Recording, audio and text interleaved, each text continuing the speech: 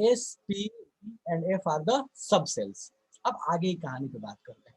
S में कितने 2, P में कितने 6, डी में कितने 10, एफ में कितने 14। अब बात आती है कि भैया ये कॉन्फ़िगरेशन लिखा कैसे जाएगा। सो देखो लिखने का तरीका हम लोगों ने यहाँ नीचे में बना के देखा है कि भैया इस तरीके से ये सीक्वेंस आता है। सबसे पहले भरते हैं 1s को, फिर 2s को, फिर 2p को, फिर 3s को, 3p को, 4s को, और ये सीक्वेंस आपको याद रखना है कि ऐसे ही होता है। आप इसमें कोई चेंज नहीं कर सकते अपने हिसाब से, बिल्कुल रट्टा मारना एकदम एकदम ऐसे ना कि भाई एकदम मतलब ऐसे ही होता ही है।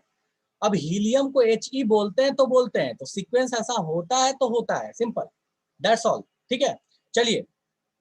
सो ये सीक्वेंस में हमको इलेक्ट्रॉन्स को डालने होते हैं। एस में कितने आएंगे, चाहे 1s हो या 2s हो या आपके पास 5s हो, कोई भी s हो, एस में कितने मैक्सिमम 2 इलेक्ट्रॉन, पी में कितने 6, डी में कितने 10, एफ में कितने 14, मतलब 2-2 ऐड करते जाना, सोच के देखो, सॉरी 4-4 ऐड करते जाना, सोच के देखो, तो ये याद करने की जरूरत नहीं है, 4-4 ऐड करते जाओ, काम आपके पास बनते चला जाएगा। ठीक है, सो ये आपके पास कहानी होगी कि आप किस सीक्वेंस में इलेक्ट्रॉन्स को फिल करोगे। चलो मैं इस सीक्वेंस को यहाँ दिखा रहा हूँ, उसको ध्यान दो, ये सीक्वेंस हमको याद करना है। ठीक है, बिल्कुल ध्यान रखना। हर्ष में आ रहा हूँ, ये सीक्वेंस बिल्कुल ध्यान रखना है कि हमको इसी में फिल करना होता है। क्यों है ऐसा, इस पे माथा पिच्ची नहीं करना, करना है, दैट्स ऑल। ठीक है, अब बात आता है कि भलो चलो भैया मान लिए इसमें फिल करना है, कैसे करेंगे, कुछ समझ में नहीं आ रहा कि इलेक्ट्रॉन्स कैसे फिल करेंगे, कैसे किया जाए, क्या किया जाए, कुछ नहीं सोचना अपने को, बस ऐसे ध्यान दो। मान लो कि यहां से आप चलना शुरू किए, ठीक है, यहां से आप चलना शुरू किए, आपके पास एक बाल्टी है, एक बकेट ले लो, एक बकेट है आपके पास, इस बकेट में आपने इलेक्ट्रॉन्स रख लिए हैं। कितने इलेक्ट्रॉन्स होंगे, जितना आपका एटॉमिक नंबर होगा।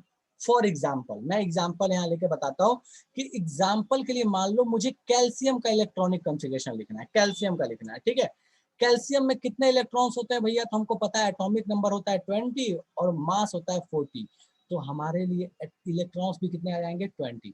अब सोचो कि यहाँ से मान लो ये गोलू भाई है, इसका नाम है गोलू, गोलू चलना शुरू किया, इसके पास 20 बॉल है, 20 बॉल्स है, तो 20 बॉल्स को अब ये खट खट खट खट खट खट खट खट यहाँ से चलना शुरू करेगा, और ये सारे डिब्बों में, ये सारे डिब्बों में इन बॉल्स को डालते जाएगा, 1s में, 2s में, 2p में, 3s में, 3p में, ये नाम है इनका, 1s 2s 3s 3p इनका नाम है। एस में कितने डाल सकता है 2, पी में कितने डालेगा 6, डी में कितना 10, एफ में कितना 14, ये एकदम रट्टा मार जाओ, 4-4 ऐड करके 2 6 10 14। ठीक है, अब चलो मुझे बताओ, मैं इसको लेके आगे बढ़ रहा हूं, मुझे आराम से प्यार से बताना, कोई जल्दी नहीं है। जब ये गोलू भाई 1s के पास पहुंचेगा तो 1s में कितने इलेक्ट्रॉन डालेगा 2 डाला, 2s में कितने डालेगा, मुझे फटाफट मैसेज करके बता दो यार, 2s में कितने डालेगा इलेक्ट्रॉन, एकदम आराम से, कोई जल्दी नहीं है, 2s में कितने इलेक्ट्रॉन डालेगा, 2s में कितने डालेगा 2, एस ही है ना, एस में कितना डाल सकता है 2 ही डाल सकता है, तो 2s में कितना डालेगा 2। चलो 2p में कितना डालेगा मुझे बताओ फटाफट से, 2p में कितने इलेक्ट्रॉन डालेगा, क्या बात है, क्या बात है, क्या बात है, कितने, शुभम 4 कैसे आ गए भाई, कितनी बार बोल चुका हूं बाबू कि देखो 2, फिर उसके बाद 6, उसके बाद 10, उसके बाद 14, नहीं याद है तो यहाँ लिख दे रहा हूँ SPDF, ये तो याद रखो। चलो तो ठीक है, वेरी गुड वेरी गुड, बहुत लोगों ने सही आंसर दिया, दैट इज इसमें कितना डालेगा, तो इसमें डालेगा 6। 3s में कितना डालेगा, 3s में कितना डालेगा जल्दी बताओ 2। 3p में कितना डालेगा, 3p में कितना डालेगा 6। अभी बताओ मुझे कि टोटल इसने कितने इलेक्ट्रॉन्स डाल दिया, जाते जाते यहां तक इसके पास कितने इलेक्ट्रॉन डाले जा चुके हैं, टोटल कितना डाल चुका है, कितना इलेक्ट्रॉन डाल चुका है ये 18 डाल चुका है, बचा कितना इसके पास है 2 बचा हुआ है, मतलब 4s में फाइनली वो कितने इलेक्ट्रॉन डाल देगा 2 डाल देगा, 20 के 20 इलेक्ट्रॉन स्वाहा हो गए। कैल्शियम में कोई दिक्कत नहीं है, कोई ऐसा जिसको ये समझ नहीं आया, क्या यूज है नहीं हमको कोई मतलब नहीं, बस हमको अभी सीखना है कि इलेक्ट्रॉन्स को फिल कैसे करते हैं। डन है, चलो किसी ने बोला कि अच्छा 20 में तो बड़ा मजा आया, जरा 24 फिल करके दिखाओ, 24 कैसे करेंगे। चलो भैया, तो यहाँ से भोलू चलना शुरू करता है, ये भोलू भाई साहब है, मुझे बताते जाना ये कैसे डालेंगे। ठीक है, तो चलो सबसे पहले किसमें डालेगा 1s में, 1s में कितना इलेक्ट्रॉन 2 जो डालता है वो पावर में लिखते हैं। कैसे लिखते हैं? पावर में, दिखाने के लिए। पावर का मतलब नहीं है, बस इसको एक नोटेशन है दिखाने के लिए। आप चाहो तो इसको ऐसे भी लिख सकते हो, लेकिन ऐसे बड़ा मेहनत है यार, 1s के सामने डैश देके 2 लिखना, तो हम ऐसे नहीं लिखते, हम इसके ऊपर में लिख लेते हैं। पावर नहीं है, दिखाने का तरीका है।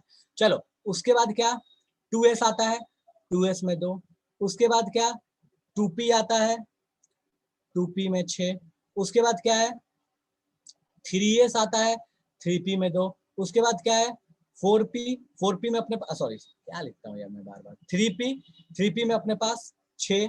कितने इलेक्ट्रॉन्स अभी तक डाले जा चुके हैं जरा चेक करो तो, 2 2 4 6 10 2 12 6 18, अभी भी कितने बचे हुए हैं इसके पास, 18 डालने के बाद। मुझे बोला गया था एटॉमिक नंबर कितना लिया था, भोलू है, भोलू ने एटॉमिक नंबर कितना लिया था, 24 लिया था, 18 डाल चुका है। अब किसमें डाला जाए, 3p के बाद 4s में कितना, 2।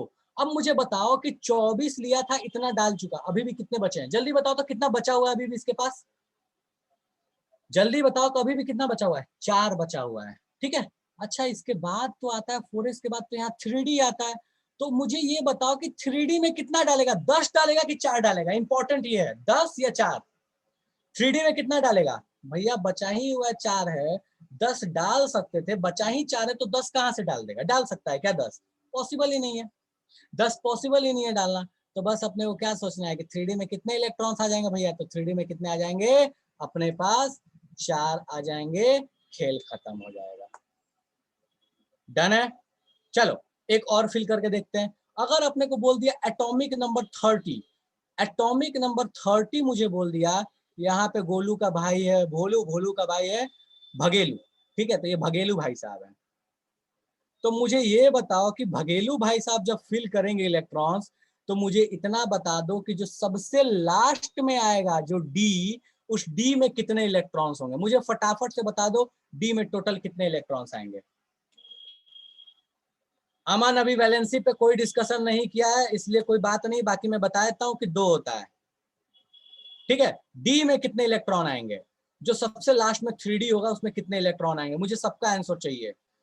Shreyansh very good, Shivam very good, Harsh very good, Shivam very good, Saurabh very good. जो लास्ट में डी भरेगा उसमें कितने इलेक्ट्रॉन्स आएंगे,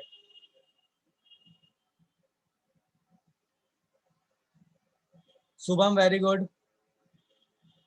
चलो तो बहुत लोगों ने सही जवाब दिया, अब हर्ष की बारी, बोलो हर्ष क्या डाउट है। सो लाइक पहले हम KLMN सेल में 2n² वाला फॉर्मूला लगाते थे जिसमें n नंबर ऑफ सेल होता था, था एंड SPDF में जैसे S में 2 इलेक्ट्रॉन, D में 6 इलेक्ट्रॉन एंड D 10 में 10 14, इलेक्ट्रॉन्स। ठीक है। सर तो इसमें कौन सा फॉर्मूला से ये इलेक्ट्रॉन्स निकले, लाइक इसमें, या फिर ये एजम्पशन है? देखो ये एजम्पशन नहीं है, इसकी थियरी है, और ये श्रोडिंगर वेव इक्वेशन का एक रिजल्ट है। अभी आपने नहीं पढ़ा है, जब एटॉमिक स्ट्रक्चर पढ़ोगे तो उसमें एक टॉपिक है जो सबसे last topic, that is quantum mechanical model. उस क्वांटम मैकेनिकल मॉडल से आपको आंसर मिलता है कि एस पी डी और एफ में इतने इतने इलेक्ट्रॉन्स ही क्यों डालते हैं, ये जो क्यों का रीजन है ना, ये वहां से आता है बेटा, ठीक है। Okay sir. हाँ तो श्रोडिंगर वेव इक्वेशन का इंतजार करो, उस समय पढ़ोगे तो बोलोगे तो वहां बकवास था, ठीक है। Okay sir. हाँ ठीक है। चलो, और जो 2n² भी आता है ना, उसका भी आपको सोर्स नहीं पढ़ाया गया था, वो कैसे आता है, वो भी जो रिजल्ट है वो एक्चुअल में इसी का रिजल्ट है। इसी को आप जब फर्दर लेके जाते हैं तो आपको पता चलता है किसी भी सेल में 2n² इलेक्ट्रॉन्स ही क्यों आते हैं। आपको कभी बचपन में ये नहीं पढ़ाया गया होगा कि वो क्यों है, आपको पढ़ाया गया है कि ऐसा होता है, लेकिन वो क्यों होता है श्रोडिंगर जब पढ़ेंगे तो आंसर मिल जाएगा। डन है हर्ष, चलिए ठीक है, तो अभी परेशान नहीं होना, वो अलग ही चैप्टर है, ठीक है। सो ये अपने पास कहानी हो गई। चलो सो अगला आपके पास एक और भी इलेक्ट्रॉनिक कॉन्फ़िगरेशन आपको भरना है। मैं इस बार कोई हेल्प नहीं कर रहा, कुछ नहीं कर रहा, ये भगेलू भाई साहब ने इलेक्ट्रॉन्स डाल दिए और यहाँ पे कितने आए हैं, 10 आए हैं जब एटॉमिक नंबर 30 था, ठीक है।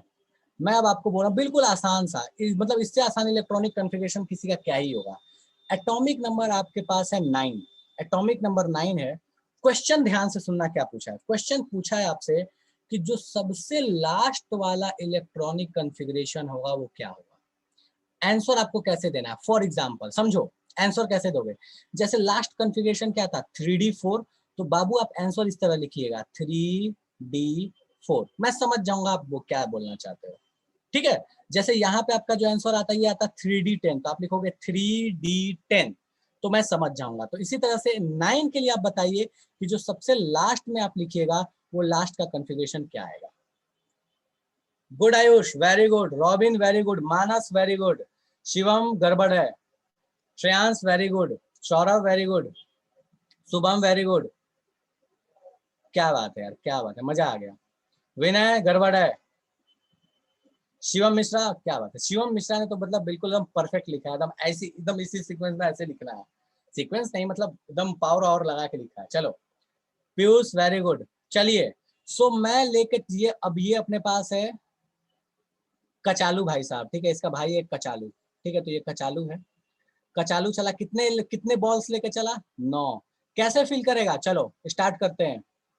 1s2, 2s2, 2p6, अच्छा नहीं 2p6 नहीं 2p5, चलो तो यहाँ पे 2p5 ही होगा। क्यों, क्योंकि भैया यहाँ पे 9 इलेक्ट्रॉन के लिए 2 यहाँ डाल दिया, 2 यहाँ डाल दिया, तो बचा ही कितना है 5, तो लास्ट वाला क्या हो जाएगा 2p5 हो जाएगा। तो आप आंसर कैसे लिख सकते थे 2p5, आप चुपचाप ऐसे लिख के आंसर भेज सकते थे।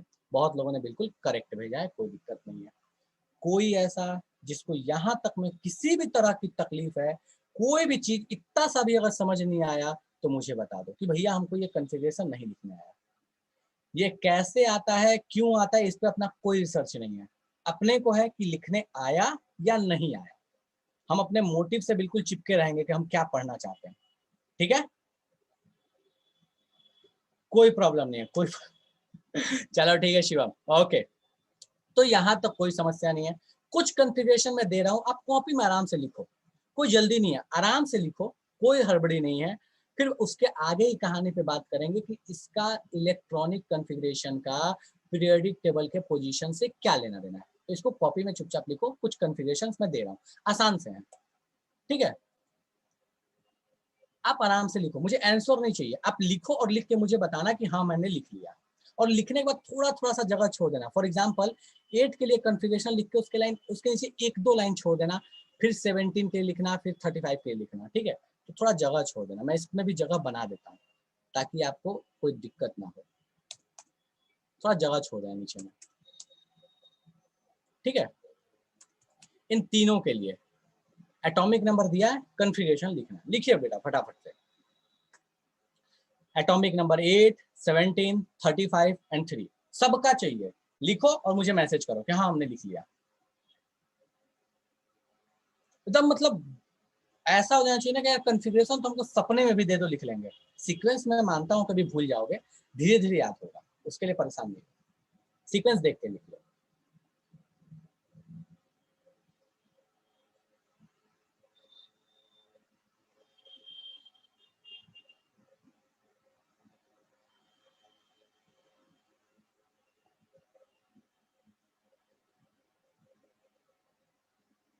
Very good Shreyansh.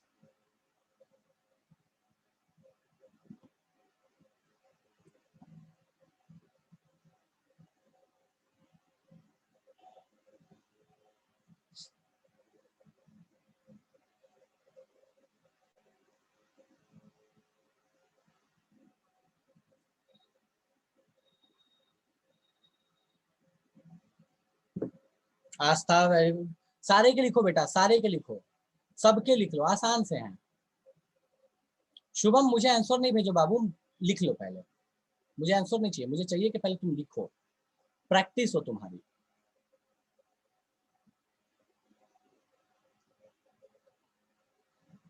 हो गया, क्या बात है, क्या बात है, चलो ठीक है। सो मैं लिखता हूं, किसी को तकलीफ हो तो मुझे बोलना। मैं लिख रहा हूँ 1s2, 2s2, 2p4 चलेगा।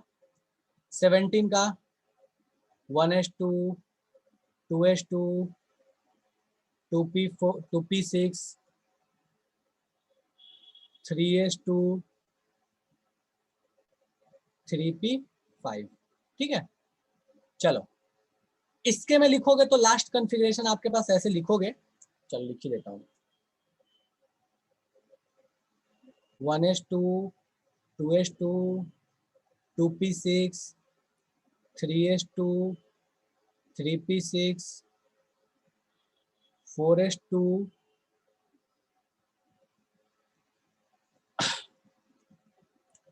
3d10 4p चल जा 4p5। ये आ रहा है क्या कॉन्फ़िगरेशन? देखो फटाफट से और मुझे बता देना अगर लगे कि नहीं भैया यहाँ गड़बड़ हो सकता है, यहाँ गड़बड़ है, गड़बड़ है। चलो ठीक है, और लास्ट वाला अपन लिखते हैं 1s2 2s1। ठीक है, कॉन्फ़िगरेशन लिख लिया, कोई दिक्कत नहीं है। अब समझो हमको दो चीजें बस नोटिस करनी है इसमें, दो चीजें। अब हमारा मोटिव बदल रहा है, कॉन्फ़िगरेशन लिखने आ गया। कोई ऐसा जिसको लगता है कि भैया हमको कॉन्फ़िगरेशन लिखने नहीं आया, हमने इसमें कहीं गलती कर दी है, याद होने में तकलीफ हो सकती है पर गलती नहीं होनी चाहिए। ठीक है, चलो अब हमारा मोटिव क्या है? हमारा मोटिव है पीरियोडिक टेबल में पोजीशन पहचानना, कि किस पोजीशन पे कोई एलिमेंट है एटॉमिक नंबर के अकॉर्डिंग। कैसे पहचानेंगे? दो चीजों को नोटिस करना है अपने को, दो चीजें अपने को नोटिस करनी है। क्या क्या बताता हूं, ध्यान से देखो।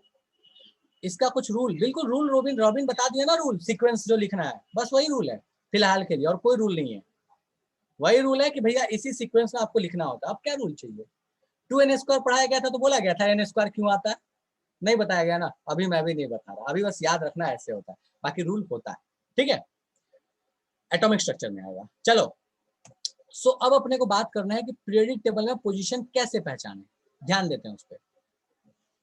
क्या हो गया भाई, एक मिनट रुक जाओ, जस्ट मिनट यार, ये कुछ गड़बड़ सा लग रहा है, एक मिनट एक मिनट।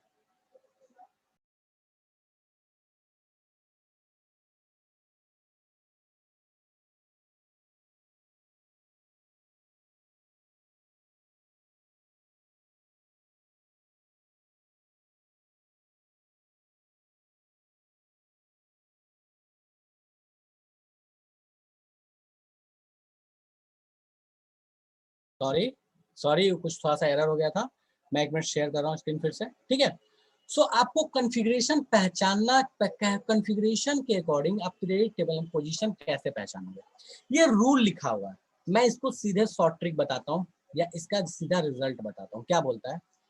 सीधे बोलता है कि पहले तो आप इसको एसपीडीएफ के फॉर्म में लिख लो, लिख लिया।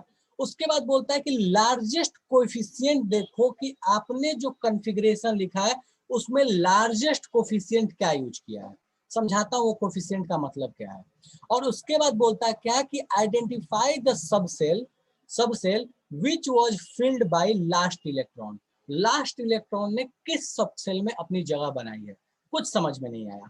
चलो मैं एक कॉन्फ़िगरेशन लिख रहा हूँ और फिर पहचानने की कोशिश करते हैं कि क्या कहानी है। ठीक है, चलो सो इस वाले में अगर हम देखें तो इस वाले में हमको पता है कि जब हमने इसका कॉन्फ़िगरेशन लिखा, 8 का कॉन्फ़िगरेशन लिखा, तो ये क्या आया था। सो मैं वापस से लिख रहा हूँ इसका कॉन्फ़िगरेशन 1s2 2s2 2p4। दो चीजें, लार्जेस्ट कोएफिशिएंट और लास्ट सबसेल, दो ही चीज हमको देखना है। लार्जेस्ट कोफिशिएंट का मतलब क्या है? ये जो आगे में नंबर लगा होता है, दिस इज द कोफिशिएंट। इसमें चेक करके मुझे बताओ फटाक से कि लार्जेस्ट कोफिशिएंट आपने कौन सा इस्तेमाल किया है इसमें, जल्दी बताओ मुझे लार्जेस्ट कोफिशिएंट क्या है। ठीक है, सो भैया हमको सीधे सीधे दिख रहा है कि जो लार्जेस्ट कोफिशिएंट हमने यूज किया है इस केस में वो लार्जेस्ट कोफिशिएंट 2 है, और तो कुछ यूज नहीं किया, 2 है। चलो आगे देखो, ध्यान से देखना इसका अगला स्टेटमेंट बोलता है कि identify the largest coefficient which will be the period. Okay, मतलब उस कॉन्फ़िगरेशन में जो सबसे बड़ा कोफिशिएंट होगा वही वही उस एलिमेंट का पीरियड होगा। हॉरिजॉन्टल वाला रो पता चल गया कि किस वाले रो में वो एलिमेंट रहेगा। डन, एक चीज तो क्लियर हो गई। आगे बढ़ते हैं, बोलता क्या है अगला स्टेप कि भैया ये पता करो कि किस सबसेल में डाला। एस पी डी ये जो होते हैं ये सबसेल्स होते हैं, किस सबसेल में डाला? पी में डाला, और पी का भी कॉन्फ़िगरेशन क्या है? P4 है। पी सबसेल में कॉन्फ़िगरेशन इज P4, लास्ट वाला, 2 से मतलब नहीं है। P1 P2 P3 S1 S2 क्या चीज है, बस ये पहचानना अपने को। अच्छा P4 है, ओके। अब बस ये कॉन्फ़िगरेशन देखो और उसको इस टेबल के साथ मैच कर लो, ग्रुप पता चल जाएगा। कैसे? तो यहाँ ध्यान दो इस नीचे वाले टेबल के साथ आपको मैच करना है। Follow the table and identify, नीचे वाले टेबल को फॉलो करो। इसमें ढूंढो P4 कहाँ है, P4 यहाँ है। उसके लिए ग्रुप कौन सा होता है, उसके लिए ग्रुप होता है 16। खेल खत्म हो गया। दो चीजें, लार्जेस्ट कोफिशिएंट डन। उसके बाद आपके पास क्या बोला, कॉन्फ़िगरेशन देखो सबसे लास्ट वाला और इस टेबल से मैच कर लो। बड़ा टफ काम है। इसके शॉर्ट ट्रिक्स हैं, लेकिन अभी आपको पूरा लंबा प्रोसेस लेके जाना है। शॉर्ट ट्रिक बता दूंगा, बाद में बोलोगे माँ फर्जी था ये तो, ठीक है, लेकिन अभी लॉन्ग प्रोसीजर जाना है। चलो, कुछ समझ में नहीं आया तो जरा यहाँ पे बात कर लें एक बार फिर से। तो भैया ये P4 था, तो यहाँ कौन सा ग्रुप हो जाएगा, अभी जस्ट हमने देखा P4 का मतलब 16, तो हम यहाँ बोल सकते हैं कि इस एलिमेंट का पीरियड हो जाएगा, ध्यान दो, इसका पीरियड हो जाएगा 2 और इसका ग्रुप जो होगा वो हो जाएगा 16। अच्छा, चेक करके देखा जाए पीरियडिक टेबल में, क्या पता सही है कि गलत है यार, हमको क्या पता। चलो भाई, पीरियडिक टेबल कहाँ गया, पीरियडिक टेबल निकल जा। पीरियडिक टेबल, एटॉमिक नंबर कितना था, 8 था, एटॉमिक नंबर 8, पीरियड नंबर 2। अच्छा देखो, तो ये पीरियड नंबर 2 है ना, पीरियड नंबर 2 सामने सामने, ग्रुप नंबर कौन सा है, 16 है। Well played. ठीक है, दो चीजें, लास्ट का कॉन्फ़िगरेशन, लार्जेस्ट कोफिशिएंट। चलो भैया आगे जरा देखते हैं, याद करना है अपने को, ये बात जान लो, याद करने का कोई ऑप्शन फिलहाल नहीं है, बाद में शॉर्ट ट्रिक्स आएंगे, लेकिन अभी हमको याद रखना है। ठीक है, सबके लिए हो जाएगा मृगंक, सबके लिए हो जाएगा, लेकिन याद रखना जो तुम कह रहे हो वो थोड़ा अलग है, उस पर नहीं जा रहा है। ठीक है, चलो उसका भी आऊंगा, उसका भी वक्त आएगा। ठीक है, बिल्कुल बिल्कुल शुभम, थोड़ा याद करना पड़ेगा, थोड़ा रटना पड़ेगा आपको। चलो 17 वाले के लिए अप्लाई करके देखते हैं क्या कहानी बनती है, क्या 17 के लिए लिख सकते हैं, जरा देखा जाए। तो मुझे फटाफट से बताओ configuration, 1s2, 2s2, 2p6, 3s2, 3p5। मुझे बताओ कि इसमें लार्जेस्ट कोफिशिएंट कौन सा है, लार्जेस्ट कोफिशिएंट कौन सा, लार्जेस्ट कोफिशिएंट 2 सेल में तो कौन लेंगे, आस्था जो भी सबसे बड़ा कोफिशिएंट है वही हो जाएगा। चलो कोई भी ले लो। अच्छा एक बात बता बाबू, ये 2 और 2 तो 2 ही हुआ ना, तो तुम यहाँ वाला लो या वहां वाला लो, दोनों में से कोई भी ले लो, उससे कोई फर्क नहीं पड़ना। ठीक है, चलो लार्जेस्ट कोफिशिएंट 3, 3, मतलब लार्जेस्ट कोफिशिएंट कौन सा है, 3 है, तो पीरियड कौन सा हो जाएगा, थर्ड हो जाएगा। कोई ऐसा जिसको लगता है कि हमको पीरियड पहचानने नहीं आया तो हैंड रेज कर दो। कोई ऐसा जो कहना चाहता है कि हमको पीरियड पहचानने नहीं आया पीरियड टेल में, हैंड रेज कर दो। माला बोल रही है कि नहीं समझ में आया, बोलो माला बाबू क्या समझ में नहीं आया, पीरियड पर कैसे देखते हैं, यही। नहीं समझ में आया पीरियड देखने। बाबू ये कॉन्फ़िगरेशन लिखने आ गया, यस सर। इसमें जो सबसे बड़ा वाला नंबर आगे में यूज किया गया है वो पकड़ो, बताओ इस पूरे कॉन्फ़िगरेशन में सबसे बड़ा कोएफिशिएंट कौन सा यूज किया गया है, 3। 3, तो इसका पीरियड क्या हो गया, क्या हो गया माला, 3। 3। ग्रुप कैसे पता करेंगे, ग्रुप पता करने के लिए सबसे लास्ट का कॉन्फ़िगरेशन जो है उसको ऐसे गोला मारो। क्या कॉन्फ़िगरेशन है माला, जल्दी बता बाबू, 5 है। P5 है, 5 नहीं है, हाँ, P5 है। 5। चलो नीचे एक टेबल दिया है, इसके साथ मैच करो, बताओ P5 के लिए ग्रुप कौन सा होगा, जल्दी बताओ, P5 के लिए कौन सा होगा, 17। 17 ग्रुप होगा। हमको दिख रहा है कि P5 के लिए ग्रुप क्या हो जाएगा, 17 हो जाएगा। मतलब ये जो एलिमेंट है इसका ग्रुप कौन सा हो जाएगा, 17 हो जाएगा। अपने को कोई तकलीफ इसमें नहीं है। जरा मॉडर्न पीरियड टेबल से क्रॉस चेक करके देख लें, देखा जाए भाई क्रॉस चेक करके क्या सही है कि नहीं है। देखो तो यहाँ माला चेक करो तो बाबू बताओ तो, देखो 17 वाले के लिए सही है क्या, देखो एटॉमिक नंबर 17 वाले के लिए ग्रुप कौन सा है बाबू, पीरियड कौन सा है, थर्ड, ग्रुप कौन सा है, 17। 17। चलेगा, यस सर। हाँ चलो ठीक है। सौरभ बोल रहा है ग्रुप समझ में नहीं आया, सौरभ ऑडियो ऑन करो, जल्दी बताओ क्या समझ में नहीं आया, कहाँ गया, ऑडियो ऑन करो। ये बिल्कुल समझ में आना ही चाहिए, इसका कोई ऑप्शन ही नहीं है कि नहीं समझ में आए, बिना समझे आगे बढ़ना ही नहीं है अपने को। चलो ठीक है, मुझे फटाफट से अब इसी तरीके से आपको 2 बताया मैंने, आप इन दोनों का मुझे आंसर बता दो बाबू सारे लोग, 35 वाले का ग्रुप पीरियड और 3 वाले का। मृगांक वो लास्ट में मेरे से पूछ लेना, मृगांक लास्ट में आपके क्वेश्चन का आंसर दे रहा हूं मैं, ठीक है। चलो 35 वाले का ग्रुप और पीरियड बताओ बाबू, और 3 वाले का ग्रुप और पीरियड बताओ, अभी बता लो, हर्ष बता लो, मैं लिखने के लिए टाइम दूंगा, अभी थोड़ा बता लो, थोड़ा रफ कर लो, फिर मैं लिखने के लिए टाइम दूंगा, स्टेप्स लिखने के लिए। अभी बताओ पहले इसको, ग्रुप और पीरियड। अच्छा लिखा ही नहीं है तो बताएंगे कैसे? ओ सॉरी, लिख लो, पहले लिख लो, ये स्टेप्स लिख लो, स्टेप्स फॉर पोजीशन, और ये पूरा का पूरा टेबल बना के कायदे से लिखना, अच्छे से लिखना बाबू। ये टेबल बहुत काम का है, बहुत इंपॉर्टेंट है, ठीक है? बाद में शॉर्ट ट्रिक है इसका, फिलहाल अच्छे से बना के लिखो।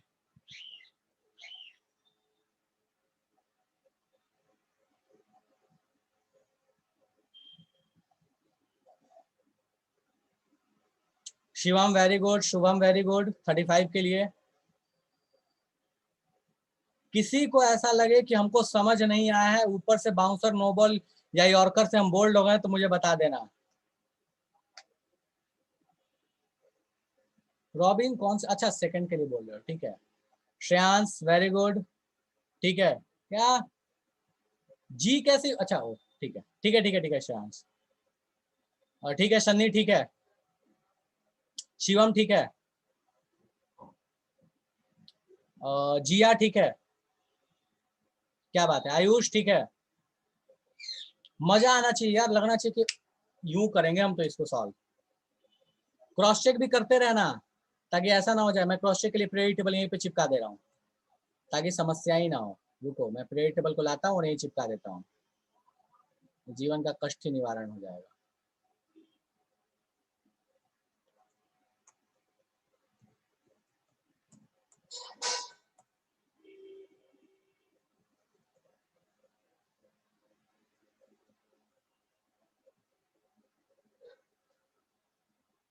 छाप लिया सबने? चलो छाप लिया। फुल टॉस है, क्या बात है यार, फुल टॉस ही होना चाहिए। देखो पूरी केमिस्ट्री फुल टॉस है यार, कुछ है ही नहीं, कोई दम नहीं है। चलो ठीक है, सो मैक्सिमम लोगों ने इसको पहचान लिया है। इसका जो ग्रुप होगा 35 के लिए, 1 मिनट और दे देता हूँ, आप लिख लो 1 मिनट और, 1 मिनट और फटाफट से। चलो सो ग्रुप कौन सा आ रहा है इसका? 17। पीरियड कौन सा आ रहा है? 4, ठीक है। इसका क्या आ रहा है? ग्रुप कौन सा आ रहा है? First, sorry first. पीरियड कौन सा आ जा रहा है? सेकंड। चलेगा? कोई ऐसा जो इसमें रोना गाना मचाना चाहता है? ग्रुप 16 आ रहा है। सिंपी कैसे ग्रुप 16 आ गए बाबू? सिंपी ऑडियो ऑन करो तो जरा। सिंपी कहाँ गई? सिंपी सिंपी ऑडियो ऑन करो। ग्रुप 16 कैसे आ गया? कॉन्फ़िगरेशन लिखो, ये P5 आएगा, P5। सॉरी सर, गलती से हो गया। अच्छा ठीक है, ओके ठीक है। कोई ऐसा जिसको इसमें तकलीफ है? नहीं है, चलो ठीक है। सो एक दो और कॉन्फ़िगरेशन देता हूं, आपको पोजीशन पहचानना है, क्रॉस चेक करके हम देखेंगे, ठीक है। आसान से है, कोई भारी भरकम सा नहीं है। एटॉमिक नंबर 27, फटाफट से इसका पोजीशन बताओ क्या होगा। एटॉमिक नंबर 27, ग्रुप और पीरियड आपको बताना है।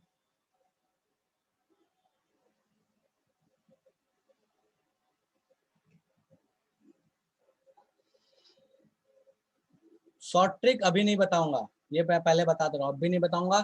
शॉर्ट ट्रिक बिल्कुल लास्ट में, जिसको सीखना है ये बेस्ट मेथड है। शॉर्ट ट्रिक लास्ट में बात कर दूंगा, समझा दूंगा मैं, फिर से एक बार आएगा जब एटॉमिक स्ट्रक्चर पढ़ेंगे तो।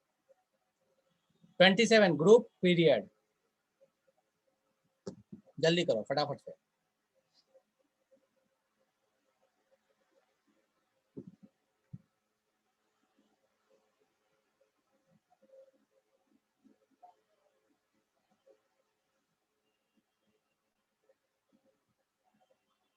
सौरभ बाबू गलती लग रहा है मेरे को तो।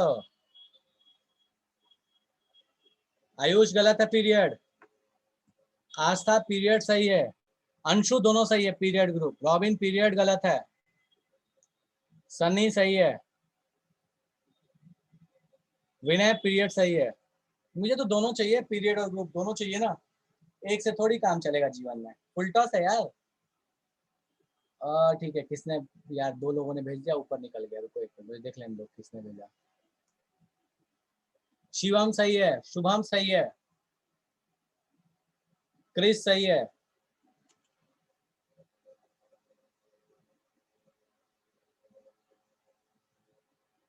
आयुष सही है, मानस गलत है, आयुषी गलत है। आयुषी ऑडियो ऑन कर तो बेटा, आयुषी बेटा ऑडियो ऑन करो, कहाँ गई? मैं ऑडियो ऑन करने का परमिशन दे रहा हूँ, रुको। आयुषी किसने बताया? आयुषी सर या दो दो आयुषी है, मैं कंफ्यूज कर गया। आयुषी शर्मा, आयुषी शर्मा ऑडियो ऑन कीजिए बेटा, ऑडियो ऑन कीजिए। Yes sir. हाँ जी, बताइए आपका कैसे आया था बेटा कॉन्फ़िगरेशन, मुझे बताइए, मैं कॉन्फ़िगरेशन लिख रहा हूँ इसका। बताइए बेटा क्या कॉन्फ़िगरेशन आया? 1s स्क्वायर, 1:2, ऐसे स्क्वायर नहीं बोलते, 2 बोला करो। 1:2, 1s2, ठीक है। 2s2, 2:2, 2p6, 2p6, 3s2, 3:2, 3p5। 3p5, ठीक है, हो गया। देखो तो 27 हो गया क्या बाबू? 27 है, 2 2 6 10। नहीं सर सॉरी। तो ये 27 17 नहीं 27 है, ठीक है। दोबारा से करो। हाँ जी, चलो। और मुझे कौन बताएगा? कौन? सौरभ, जरा ऑडियो ऑन करना तो। सौरभ ऑडियो ऑन करो। हाँ जी, Yes. इसका आगे मदद कीजिए मेरा, कैसे लिखा जाए यार, बड़ा कष्ट है लिखने में। So 1s2, यहाँ तक तो ठीक है ना? 3s2 तक। 3p में क्या लिखूं मैं? 3p, हाँ 3p में 3p6, 3p6, उसके बाद आगे sir 4s2, 4s2, ठीक है। इसके आगे 3d7, 3d7। अच्छा 27 हो गया क्या? लग रहा है 27 हो गया, ठीक है। बताइए ग्रुप कौन सा होना चाहिए? sir 3 ग्रुप हो जाएगा सर d7। ग्रुप हो जाएगा D7 के हिसाब से। तो D7 के हिसाब से बाबू क्या था अपने पास? यार मेरे को तो D7 के हिसाब से ग्रुप 9 लगा, आपने ग्रुप 7 भेजा था ना मेरे को? नो सर d7 ही भेजो। 7 कहाँ भेजा सर? G7 भेजा। ग्रुप 7 कैसे होगा? ग्रुप 9 आएगा ना ये। ओ यस सर। कैसे ग्रुप 7 भेज दिया? ठीक है, कॉन्फ़िगरेशन है D7, ग्रुप नहीं है D7। बात समझ में आया? Yes sir. हाँ जी, ठीक है। चलो, तो ग्रुप हो गया अपने पास यहाँ पे कौन सा? 9 हो गया। ओके, माला कहाँ गई? माला ऑडियो ऑन करो तो बाबू जरा। माला ने मुझसे पूछा था लार्जेस्ट किसके हिसाब से कोएफिशिएंट लेंगे। माला मुझे बताओ कि इसमें कोएफिशिएंट क्या लें, जल्दी से बताओ तो। पीरियड के लिए क्या सर? इसमें पीरियड कैसे लिखूंगा मैं? मुझे कैसे पता चलेगा पीरियड कौन सा बेटा?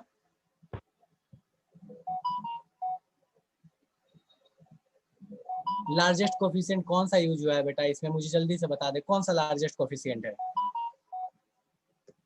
लार्जेस्ट कोएफिशिएंट हाँ बताओ, लार्जेस्ट कोएफिशिएंट क्या यूज हुआ है? बताओ जल्दी से फटाक से। 4s2 है। 4:2 है या 4 है? सिर्फ कोएफिशिएंट बोला ना, तो 4 ही हुआ ना। तो पीरियड कौन सा हो जाएगा? 4। पीरियड बताने में तो कोई दिक्कत नहीं है, largest coefficient is the period. कोई ऐसा जिसको लगता है कि भैया अभी भी हमको रोना गाना मचाना है, अभी भी हमको पीरियड एंड ग्रुप समझ में नहीं आया, जादू हो गया? डन है। चलो, तो कुछ आपको मैं होमवर्क देता हूँ, इनको आप घर पे कीजिएगा प्रैक्टिस के लिए, ठीक है। चेक कर लेते हैं ना, इसका कौन सा था? 27। पीरियडिक टेबल अपने पास कहाँ गया? ये रहा। ढूंढा जाए जरा 27 कहाँ है। तो देखो 27 इज कोबाल्ट, फटाफट से देखो। तो 27 इज कोबाल्ट, कोबाल्ट का ग्रुप नंबर है 9 और पीरियड नंबर है 4, कोई दिक्कत ही नहीं है। कोई ऐसा जिसको अभी भी लगता है कि हम यहाँ पे गलती कर रहे हैं, हम मिस कर रहे हैं, तो मुझे बता दो कि भैया जादू हो रहा है, हमको समझ में नहीं आ रहा है। डन है, चलिए ठीक है, वेरी गुड। सो ये अपने पास बेसिक कहानी हो गई कि भैया हम कॉन्फ़िगरेशन कैसे पहचानेंगे और उसके अकॉर्डिंग हम उनके पोजीशन को कैसे आइडेंटिफाई करेंगे, ठीक है। सो अपने को इसमें कोई तकलीफ अब नहीं है, तो इस चीज़ को ध्यान रखिएगा, ये बहुत इंपॉर्टेंट चीज़ है, लोकेशन पता करना। मैं होमवर्क दे रहा हूँ, इसको आप आराम से घर पे ट्राई कीजिएगा, कोई दिक्कत अपने पास नहीं है, ठीक है।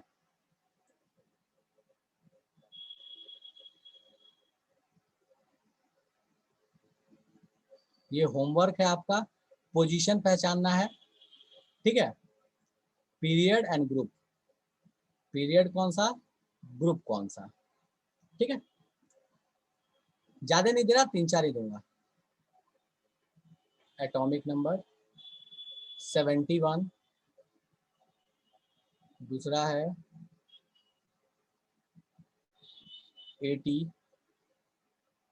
तीसरा है 2 और चौथा है 10। ठीक है, इनके लिए आपको पोजीशंस पहचानने कि इनका पोजीशंस क्या क्या होता है, ग्रुप और पीरियड। इसको लिख लीजिए, अगले क्लास में यहीं से स्टार्ट करेंगे। पहले होमवर्क के अकॉर्डिंग आपसे पूछूंगा इनका पोजीशन और फिर बात करेंगे। 5 दूं? क्यों 5 शुभ होता है, ऐसा है शुभम? चल भाई ठीक है यार, 5 ले ले यार, इसमें क्या है। चलो, सो पांचवा अपने पास है 22। चलो शुभ ले लेता ना, 21 ले लेता। ठीक है, डन है। अच्छा 101 चाहिए, चल भाई 101 के लिए ले लो। तो लो 101, मुझे नहीं पता क्या होगा। ठीक है, चलो मैं नहीं लिख रहा दिखा के, मतलब वो तुम समझो, तुम्हारा होमवर्क है, वो तुम्हारा गृह कार्य, तुम लिखना। ठीक है, चलो। सो ये आपके पास कहानी हो गई रिगार्डिंग इलेक्ट्रॉनिक कॉन्फ़िगरेशन। आपका होमवर्क है, आप इसको घर पे ट्राई करना, हो नहीं हो दैट इज डिफरेंट थिंग। 251, हाँ बस हो गया, रहने दे। ठीक है, 121 तो ठीक है, आसान होगा।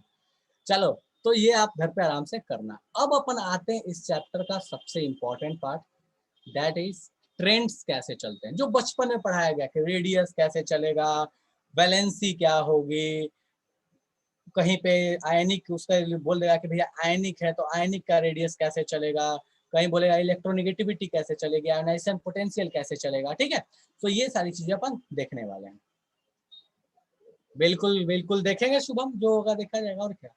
चलो, सो ये आपके पास कहानी वही चीज है, ये बताने के लिए है कि देखो ये S है, ये B है, ये P है और ये F ब्लॉक है, और कुछ है नहीं, ये अपन ऑलरेडी देख चुके हैं। ये कुछ देखो शॉर्ट ट्रिक्स है यहाँ पे, ठीक है, पीरियोडिक टेबल याद करने के लिए।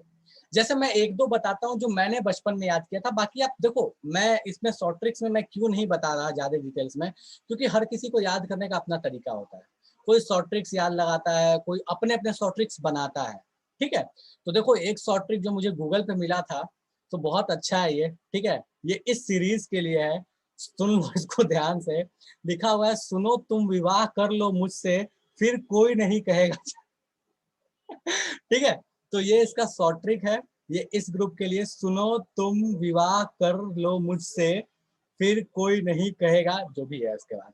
ठीक है, सो ये शॉर्ट ट्रिक है, चाहो तो आप अपने हिसाब से इसको इस्तेमाल कर सकते हो। ठीक है, चलो उसके बाद ये सारे शॉर्ट ट्रिक्स आपने सुना होगा, हेलिना की रब से फरियाद। ठीक है, उसके बाद देखो सेकंड ग्रुप के लिए मैं थोड़ा एक हेल्प कर देता हूँ, जो मैंने अपने टाइम में याद किया था, बहुत अच्छा शॉर्ट ट्रिक है। सो ऐसे है कुछ कि बेटा मांगे कन्या सुंदर बाप राजी। तो इट्स योर चॉइस, आप जैसे याद करना चाहते हो वैसे याद कर सकते हो। ठीक है, सो मैं इस पे नहीं जा रहा, आपके पास ये शॉर्ट ट्रिक का टेबल बना के दिया हुआ है एक एग्जाम्पल के लिए, बाकी आप गूगल से देख लो, जैसे आप याद करना चाहो, सीधे याद करना चाहो ओके है, शॉर्ट ट्रिक्स लगाना चाहो ओके है। ठीक है, जैसे लगाना चाहो वैसे ओके है। शुभम बोल रहा है बेटा मांगे कार स्कूटर बाप रोए। ठीक है यार, चलो स्कूटर का जमाना बीत गया अब तो, बट ठीक है, सही है, इलेक्ट्रिक स्कूटर बेसिकली। नहीं, कन्या सुंदर इज, चलो छोड़ा था। ठीक है, तो ये आपके पास कहानी है, आप जैसे चाहो वैसे याद कर सकते हो। ठीक है, चलो सो आगे आते हैं।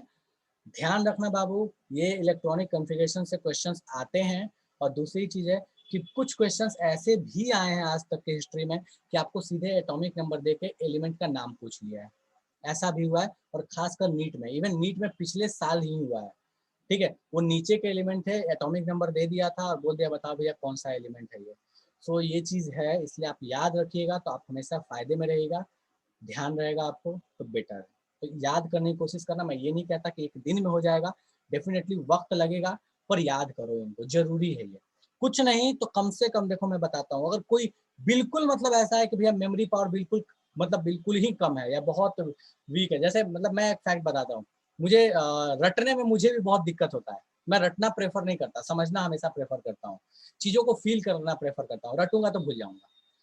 सो अगर कोई ऐसा है जो बिल्कुल ऐसा है कि रटने में दिक्कत होता है, एकदम याद नहीं हो पाता, तो एटलीस्ट एस ब्लॉक कितने एटॉमिक नंबर तक याद करना है, मैं बता रहा हूँ, एटॉमिक नंबर तक वाला कॉन्सेप्ट अब जा चुका है आपका, अब आपको ऐसे ग्रुप वाइज याद करना होता है। ठीक है, सो एस वाले में दोनों बता रहा हूँ कौन कौन से आपको याद रख लेने। मैं ये पीरियोडिक टेबल खोल के मैं आपको बता देता हूँ कि कौन कौन से एटलीस्ट आपको याद रखने बाबू, इसमें आप कॉम्प्रोमाइज नहीं कर सकते, ठीक है। ग्रुप 1, ग्रुप 2 एकदम सीधे सीधे ऐसे ऐसे, ग्रुप 13, 14, 15, 16, 17 एंड 18, मतलब एस ब्लॉक पूरा, पी ब्लॉक पूरा, ये आपको याद रखना है। डी ब्लॉक में बस ये सीरीज कम से कम याद होनी चाहिए, मतलब जो स्कैंडियम की सीरीज है ये आपको याद होनी चाहिए, तो एटलीस्ट इतना याद रखना, ठीक है। एस ब्लॉक पूरा, पी ब्लॉक पूरा, डी ब्लॉक की पहली सीरीज, उसके बाद वाला याद कर लो बेटर है, एफ ब्लॉक याद कर लो बेटर है, पर जितना अभी बोला रेड से जितनों को लगाया है वो तो एकदम याद होना ही चाहिए किसी हालत में। एटॉमिक नंबर वाली चीज नहीं बाबू कि आप बचपन में 20 तक याद कर किया करते थे ऐसे करके हॉरिजॉन्टली, वो चीज अब नहीं है, अब आपको ग्रुप याद रखने पड़ेंगे, ठीक है। चलो सो ये चीज आप ध्यान रखिएगा, लगा दिया है, आप जैसे शॉर्ट ट्रिक यूज करना चाहते हो कर सकते हो, इट्स योर चॉइस, उसके लिए मेरी तरफ से कोई भी रेस्ट्रिक्शन नहीं है, ठीक है।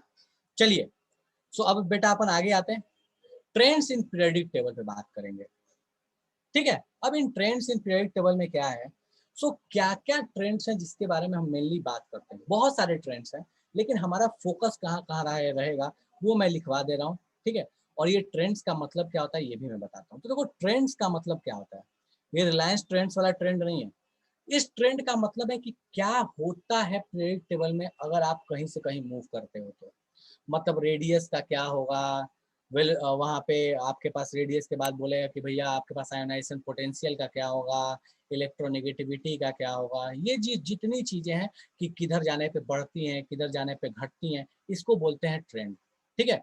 सो इसका सिंपल सा मीनिंग है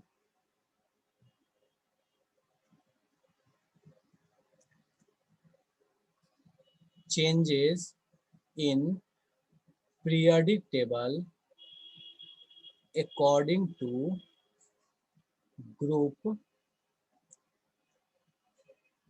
or period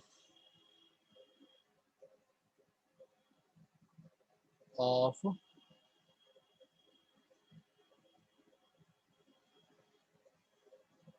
element का, that was element प्रॉपर्टी, यही है ट्रेंड, ठीक है। कि भैया किसी भी एलिमेंट की प्रॉपर्टी आप किधर जाओगे तो कैसे बदलेगा, कौन कौन से मेनली अपने को पढ़ने अपन उस पर बात कर लेते हैं, ठीक है। सो यहाँ पे अपन लिख लेते हैं ट्रेंड्स कौन कौन से अपने को मेनली ध्यान रखने हैं, ठीक है। सो सबसे पहला और सबसे इंपॉर्टेंट ट्रेंड है दैट इज द रेडियस, ठीक है। सो रेडियस और उसको पूरा कैसे बोलते हैं, that is the atomic radius. So atomic radius जो आपको 10th क्लास में भी पढ़ाया गया था, ठीक है, कोई दिक्कत नहीं है। Next second trend ionization energy या आयोनाइजेशन पोटेंशियल, बात क्या है सेम है, आयोनाइजेशन एनर्जी, ठीक है। Third electron gain enthalpy,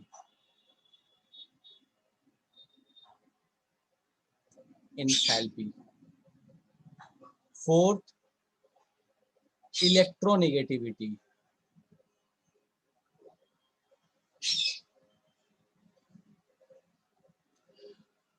trend का मतलब रॉबिन, ट्रेंड का मतलब है बोला कि लेफ्ट से राइट जाओगे बताओ रेडियस जो होगा वो छोटा होगा कि बड़ा होगा, बोला कि सोडियम और मैग्नीशियम में बताओ बड़ा रेडियस किसका छोटा रेडियस किसका, दैट इज ट्रेंड। कि आप पीरियोडिक टेबल में लेफ्ट से राइट जाओगे तो कोई चीज कैसे बदलेगी, ऊपर से नीचे आओगे तो कैसे बदलेगी, दैट इज सिंपली ट्रेंड, ठीक है। Electronegativity, fifth metallic and non metallic property,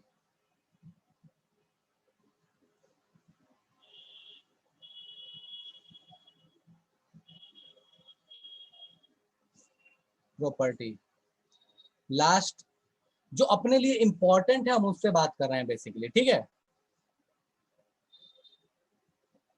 इसके अलावे भी कुछ कुछ है, ऐसा नहीं है कि ये खत्म है, ठीक है।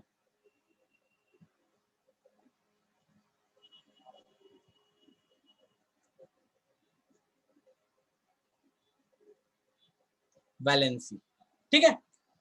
ओके चेंज इन के बाद, अच्छा ये चेंज इन पीरियोडिक टेबल है बाबू, change in periodic table according to group और पीरियड ऑफ एलिमेंट्स प्रॉपर्टी, ठीक है, किसी एलिमेंट की प्रॉपर्टी ग्रुप और पीरियड के अकॉर्डिंग कैसे बदलती है, that is known as trend, ठीक है। चलो अब बात करते हैं अपन एक एक करके, सबसे स्टार्ट करते हैं दैट इज एटॉमिक रेडियस से। तो भैया एटॉमिक रेडियस क्या होता है, क्या इसके कोई टाइप्स हैं, अगर टाइप्स हैं तो उसमें ये ट्रेंड कैसे चलता है, इसको फटाफट से नोट डाउन करो और फिर आगे की कहानी पे बात करेंगे, ठीक है, फटाफट से नोट डाउन करो।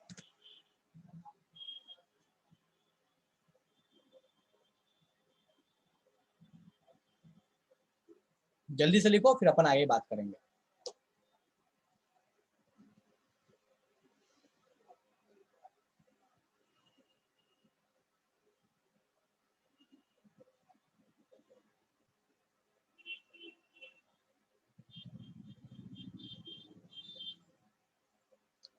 लिख लिए, चलिए ठीक है। अब बात करते हैं सबसे पहले दैट इज रेडियस। रेडियस का ट्रेंड क्या होता है, लेकिन उससे पहले कि रेडियस क्या होता है। तो देखो एटॉमिक रेडियस का मतलब क्या है। एटॉमिक रेडियस का मतलब होता है simply that is the exact size of an isolated atom because it's, ध्यान रखना, because it's outer most electron. क्या मतलब हुआ इसका, इसका मतलब ये हुआ कि अगर आपके पास मान लो मैं एक एटम लूं तो एटम कुछ किस तरीके का होता है, ठीक है। अब मान लो कि मेरे पास ये सोडियम होता, बाय द वे एक एग्जांपल के तौर पे मान रहे हैं कि ये सोडियम एटम है, मान लो कि ये सोडियम एटम है, Na एटम है। सो बोलता है कि रेडियस क्या होगा, अरे ऑब्वियस नहीं है कि एक इंची टेप लेंगे और एक अंदर के न्यूक्लियस से लेके बाहर तक का जो इलेक्ट्रॉन घूम रहा है उस ऑर्बिट तक का डिस्टेंस लेंगे, दैट इज रेडियस। तो बेसिकली रेडियस का मतलब क्या हुआ, रेडियस का मतलब हुआ ये लेंथ, ध्यान रखिएगा ये लेंथ, ठीक है। इलेक्ट्रॉनिक कॉन्फ़िगरेशन इसका क्या होता है भैया सोडियम का, तो हमको पता है ये होता है 281, ठीक है। सो आउटर मोस्ट जो सेल है या आउटर मोस्ट जो इलेक्ट्रॉन है, इसको ऐसे भी तो बोल सकते हैं कि आउटर मोस्ट इलेक्ट्रॉन जितने दूरी पे घूम रहा है न्यूक्लियस से, that is the radius. Nucleus से जितने दूरी पे आउटर मोस्ट इलेक्ट्रॉन घूमेगा, आउटर मोस्ट इलेक्ट्रॉन कौन सा, इस ऑर्बिट में घूमने वाला, ठीक है, तो इसको बोलते हैं रेडियस। मृगंक बोल रहा है कि आइसोलेटेड का मतलब क्या हुआ, आइसोलेटेड का मतलब हुआ एक अकेले एटम को बाहर निकाले हैं, बहुतों के ग्रुप में नहीं है, ये अकेला है, एक अकेले एटम को बाहर निकाले हैं और फिर हम उसमें मेजर कर रहे हैं, तो हम बोलेंगे कि that is known as radius, ठीक है। तो इसको कहते हैं कि exact size of isolated atom because of outermost electron, outermost electron की वजह से, इसके लिए हम ये रेडियस हम नहीं होगा हमारा, क्यों, आउटर मोस्ट नहीं है। किसी को भी ऐसा लगे कि रेडियस समझ में नहीं आया तो मुझे बता दो कि भैया हमको तो रेडियस ही नहीं पता चला कि रेडियस क्या होता है, डन है, चलेगा, चलो। सो ये अपने पास हो गई रेडियस की कहानी कि रेडियस होता क्या है। अभी लिखना नहीं, सुन लो। अब बात है कि इसका ट्रेंड कैसा होता है पीरियोडिक टेबल में, बहुत बार पढ़े हैं, बहुत बार पढ़े हैं, फिर से बात कर लेते हैं क्या कहानी। हाँ बिल्कुल, कोविड हो गया तो आइसोलेट कर दिया नालायक को।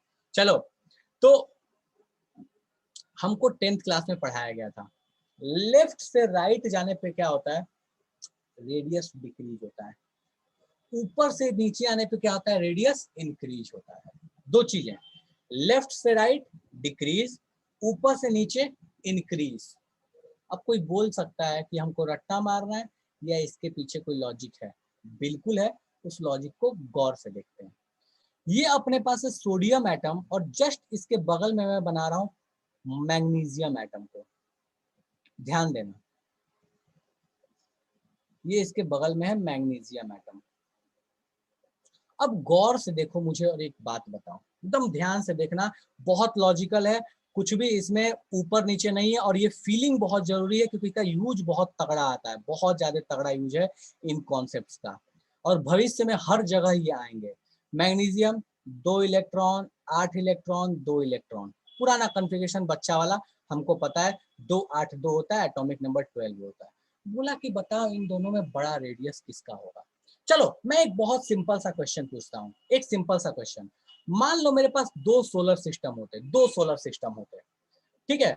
एक सोलर सिस्टम है जिसमें कुछ कुछ प्लैनेट्स अंदर में घूम रहे हैं, लेकिन देखो जैसे ऐसा है, एक सोलर सिस्टम है इसमें कुछ प्लैनेट्स अंदर में घूम रहे हैं और एक प्लैनेट जो है सबसे बाहर में घूम रहा है, दैट इज यहाँ पे। एक दूसरा सोलर सिस्टम सेम कहानी है, यहाँ पे और एक बाहर में घूम रहा है, यहाँ पे इसका वाला। कहानी ऐसी है, पहले समझो कहानी ऐसी है कि दोनों में नंबर ऑफ प्लैनेट सेम है, मतलब जो घूमने वाले इलेक्ट्रॉन्स वगैरह हैं सेम है, मतलब तीन तीन इसके पास सेल है, तीन सेल इसके पास भी है, तीन ऑर्बिट इसके पास भी, तीन ऑर्बिट इसके पास भी, कोई टेंशन नहीं है, दोनों हंसी खुशी है। अब एक चीज ध्यान से सुनना जो मैं बोल रहा हूँ, तीन तीन ऑर्बिट है, कोई दिक्कत नहीं है। बोलता क्या है कि ये जो बाहर का प्लेनेट है इन दोनों का भी मास सेम है, कोई दिक्कत नहीं है, इसका भी मास सेम है, इसका भी मास सेम है, इसमें भी कोई दिक्कत नहीं है। बस एक जगह फर्क है, वो क्या है, सो ये जो सन है, ये सन इसका वाला जो है वो भारी है और इसका वाला जो है वो हल्का है। मतलब ये जो व्हाइट वाला है ना, ये भारी सन है, मास इसका ज्यादा है और इस वाले का मास कम है। ए और केस बी ले लिए। मुझे बताओ कि कौन से केस में ग्रेविटेशनल फोर्स जो होगा इस इलेक्ट्रॉन पे ज्यादा होगा। तुरंत 9th क्लास का कॉन्सेप्ट लगाओगे, बोलोगे G into M1 M2 divide by R square, तो हम कहेंगे कि ए वाले में ग्रेविटेशनल फोर्स क्या होगा, ज्यादा होगा। क्यों? क्योंकि मास भी क्या है, ज्यादा है। कोई इसमें रोना गाना मचाना चाहेगा क्या? कोई ये कहना चाहता है कि नहीं भैया हम नहीं मानेंगे, ग्रेविटेशनल फोर्स इक्वल टू क्या होता है भैया, फोर्स इक्वल टू होता है, अपने को पता है, G into M divided by R square. अब दोनों में एक मास तो सेम है, तो दूसरे वाले मास से कंपैरिजन कर लिया, हमको पता है कि भैया एक में जिसमें सन का मास ज्यादा होगा उसमें फोर्स ज्यादा। अच्छा, उसमें फोर्स ज्यादा तो सन के करीब भी ज्यादा ज्यादा फोर्स लगाएगा तो ज्यादा अपने पास खींचेगा। तो हम ये नहीं कह सकते इन दोनों केसेस में कि भैया ये वाला जो रेडियस होगा वो थोड़ा छोटा होगा, ये वाला रेडियस थोड़ा बड़ा होगा। क्यों? क्योंकि भैया यहाँ फोर्स ज्यादा है तो रेडियस छोटा, फोर्स ज्यादा ज्यादा तेजी से ज्यादा फोर्स से सन को खींचे, सन खींचेगा प्लेनेट को, तो रेडियस थोड़ा छोटा और सेकंड वाले केस में रेडियस बड़ा। कोई इस पे रोना चाहता है क्या? कोई कहना चाहता है कि हमको ये समझ नहीं आया? ऐसा नहीं है। क्यों? क्योंकि सन में मास ज्यादा था, फोर्स ज्यादा हो गया। अब यहाँ सोडियम और मैग्नीशियम पे बात करते हैं। यहाँ 11 प्रोटॉन थे, यहाँ 12 प्रोटॉन है और दोनों के लिए मान लो एक एक इलेक्ट्रॉन यहाँ बैठा हुआ है, इसके लिए भी एक इलेक्ट्रॉन यहाँ बैठा हुआ है, इसके लिए भी एक इलेक्ट्रॉन यहाँ बैठा हुआ है। बताओ किसका न्यूक्लियस होगा जो उस इलेक्ट्रॉन को बहुत ज्यादा फोर्स से खींचेगा, मैग्नीशियम का या सोडियम का? जल्दी बताओ किसका न्यूक्लियस ज्यादा फोर्स लगाएगा, मैग्नीशियम का या सोडियम का? सौरभ सौरभ सोडियम कैसे हो गया भैया? सब सब सब सब बोल रहे हैं कि चूंकि भैया मैग्नीशियम में नंबर ऑफ प्रोटॉन ज्यादा है, चार्ज ज्यादा है, तो उसका फोर्स भी क्या होगा, ज्यादा होगा। और अगर उसका फोर्स ज्यादा होगा तो हम बोलेंगे कि भैया अट्रैक्शन पावर भी उसका क्या होगा, ज्यादा होगा। और अगर अट्रैक्शन पावर ज्यादा होगा तो रेडियस भी क्या होगा, छोटा होगा। तो हम ये नहीं कह सकते कि अच्छा दोनों में तीन तीन ऑर्बिट तो है, ऑर्बिट तीन ही है दोनों में, बावजूद इसके चूंकि मैग्नीशियम ने ज्यादा तेजी से खींचा है, ज्यादा जोर से खींचा है, तो ज्यादा नहीं थोड़ा ही सही, ज्यादा नहीं थोड़ा ही सही, लेकिन इस केस में रेडियस छोटा होगा और इस केस में रेडियस बड़ा होगा। सेम कहानी आगे मैग्नीशियम से बढ़ जाएंगे तो एल्यूमिनियम पे क्या होगा, प्रोटॉन 13 हो जाएंगे, काम खत्म, फोर्स बढ़ जाएगा। सो मैं इसको अगर ऐसे लिखूं, एक स्टेटमेंट लिखता हूँ, उस स्टेटमेंट पे गौर फरमाना। मैं एक स्टेटमेंट लिख रहा हूँ यहाँ पे, इस स्टेटमेंट पे गौर फरमाना, और किसी को लगे कि तकलीफ हो तो मुझे बता देना। मैं यहाँ स्टेटमेंट लिखता हूँ, इस पे ध्यान दो। Radius is inversely proportional. Inversely proportional का मतलब क्या हुआ, एक बढ़ रहा है तो दूसरा घट रहा है। Inversely proportional to force of attraction, force of attraction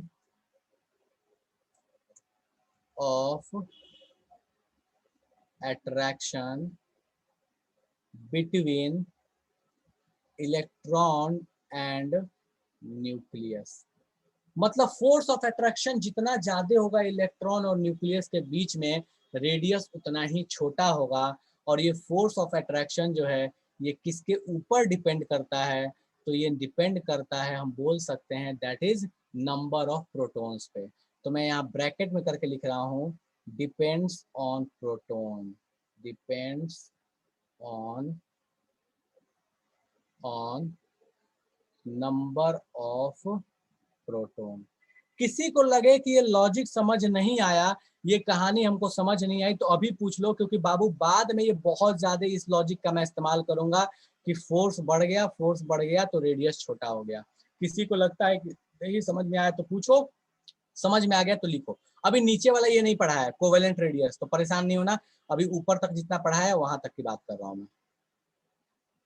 कोई ऐसा जिसको लगता है कि ये समझ नहीं आया कि रेडियस और फोर्स ऑफ अट्रैक्शन में क्या लेना देना है, कैसे उसका मैग्नीशियम का रेडियस छोटा होगा, पोटेशियम का बड़ा होगा? नहीं समझ में आया तो पूछो। डन है, चलेगा। चलो अब जरा एग्जांपल देखते हैं, यहाँ ध्यान दो। सो देखो इसने तो क्या दिया है यहाँ पे एग्जांपल, लिथियम का 152, बेरिलियम का 111। लिथियम के बाद कौन आता है? बेरिलियम। बोरोन का 88, कार्बन 77, नाइट्रोजन 74। हमको दिख रहा है कि रेडियस घट रहा है। सेम कहानी, हमको पता है कि लेफ्ट से राइट जाएंगे तो रेडियस क्या हो रहा है? घट रहा है। लॉजिक भी समझ में आ गया। अब कोई बोलता है कि ऊपर से नीचे में कैसे रेडियस बढ़ गया? यार उसमें तो सीधे रेडियस बढ़ गया ना। क्यों? क्योंकि बाबू जब ऊपर से नीचे आएंगे तो हमको एक चीज पता है कि हमारे पास जो सेल है, जो पीरियड है, वो पीरियड क्या बताता है? ऑर्बिट्स बताता है जो यूज किए गए हैं। अगर हमारा पीरियड 1 का एलिमेंट है तो उसने 1 ऑर्बिट यूज किया, 2 का है तो 2 यूज किया, 3 का है तो 3 यूज किया। अगर मान लो मैं पोटेशियम यहीं ले लूँ, यहाँ सोडियम लिया और इसके बगल में मान लो मैं अगर पोटेशियम बनाता तो मैं कैसे बनाता? तो उसमें 4 ऑर्बिट बनाता, 3 बनाता और एक 4 बनाता। और हमको पता है भैया कि 4 ऑर्बिट होगा तो रेडियस क्या होगा? बड़ा ही होगा। इस 3 वाले से तो बड़ा ही होगा 4 का रेडियस। तो हम कह सकते हैं कि ऊपर से नीचे आते हैं तो चूंकि वहां पे ऑर्बिट ऐड हो जाता है तो रेडियस बढ़ जाता है। दो चीजें, ऊपर से नीचे आए तो ऑर्बिट ऐड हुआ, रेडियस बढ़ा। लेफ्ट से राइट गए तो प्रोटॉन बढ़ा, अट्रैक्शन बढ़ा, रेडियस घटा। फिर से ऊपर से नीचे आए, ऑर्बिट ऐड हुआ, रेडियस बड़ा होते गया। डन है। लेफ्ट से राइट गए, प्रोटॉन्स का नंबर बढ़ा, प्रोटॉन्स के नंबर के बढ़ने की वजह से वहां पे अट्रैक्शन बढ़ गया, इलेक्ट्रॉन और न्यूक्लियस के बीच में रेडियस घट गया। सो चलो रेडियस का एक तो लॉजिक समझ में आ गया। मैं दूसरा लॉजिक यहाँ साइड में लिखता हूँ, इसको ध्यान देना। और किसी को तकलीफ हो तो बोलना कि हमको समझ नहीं आया, अपन उस पर फिर से बात कर लेंगे। और क्या कहता है कि radius is directly proportional to number of orbits. ये किससे प्रोपोर्शनल है? नंबर ऑफ ऑर्बिट्स से। ऑर्बिट्स ज्यादा, नंबर ऑफ रेडियस भी क्या होगा? ज्यादा होगा। तो ऑर्बिट्स ज्यादा तो रेडियस भी क्या होगा? ज्यादा। और ऑर्बिट का मतलब क्या हुआ? सीधे पीरियड नंबर। पीरियड, ऑर्बिट तो सिंपली होता क्या है? पीरियड्स हमको पता चल जाता है कि ऑर्बिट कौन सा है। सो हम बोल सकते हैं कि रेडियस जो है वो ऑर्बिट से डायरेक्टली प्रोपोर्शनल है। ऑर्बिट बढ़ेगा, रेडियस भी बढ़ेगा।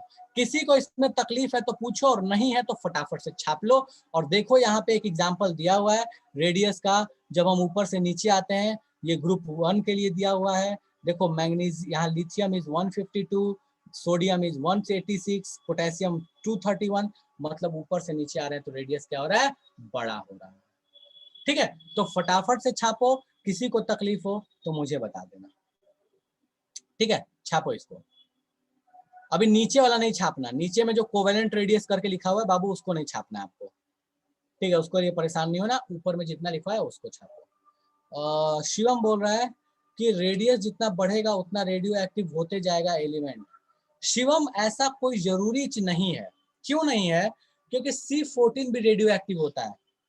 C14 भी रेडियो एक्टिव है, उसका रेडियस कोई बड़ा नहीं होता, लेकिन होता तो रेडियो एक्टिव है। हाँ, एक लॉजिक बताता हूँ रेडियो एक्टिव होने का।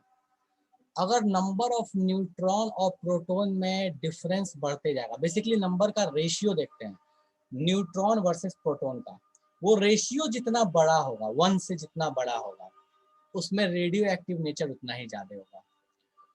अब सोच के देखो, तो C14 में प्रोटॉन होता है 6, न्यूट्रॉन होता है 8, तो 8/6 मतलब 1.3 के लगभग में आएगा। इसके वजह से उसमें रेडियो एक्टिव नेचर आता है। So number of neutron proton के पे डिपेंड करता है रेडियो एक्टिविटी, ना कि रेडियस पे। डन है शिवम? चलो ये ऐसे था, शिवम ने पूछा तो बता दिया।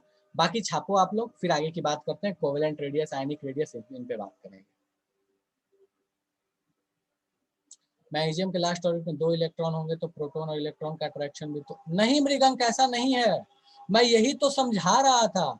अच्छा एक बात बताओ कि कभी आपके पास ऐसा है क्या मृगंक? मुझे एक बात बताओ तो, अगर मैं यहाँ 3 बॉल बना दूं, एक बॉल यहाँ, एक बॉल यहाँ, एक बॉल यहाँ, मुझे बताओ मृगंक इन दोनों के बीच में जो ग्रेविटेशनल अट्रैक्शन है, क्या इस बॉल के आने से वो बदल जाएगा? नहीं, इन दोनों का अपना ग्रेविटेशनल अट्रैक्शन होगा, नहीं बदलेगा ना।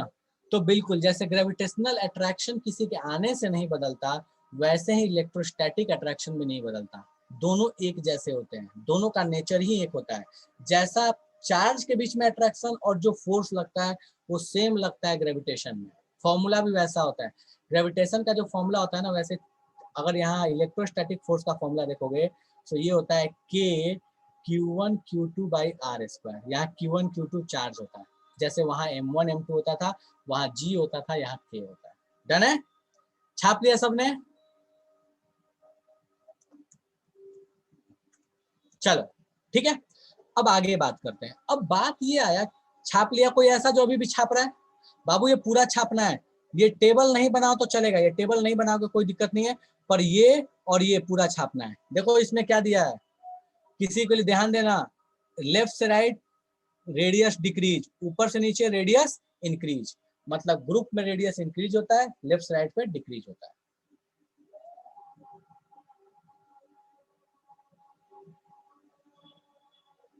डन है। चलो अब आगे बात करते हैं कि अपने पास ये जो रेडियस है, रेडियस कितने टाइप्स के हैं, ठीक है। सो देखो रेडियस जो है वो रेडियस अपने को मेनली कितने टाइप, कौन कौन से पढ़ने हैं। तो सबसे पहला दैट इज कोवेलेंट रेडियस।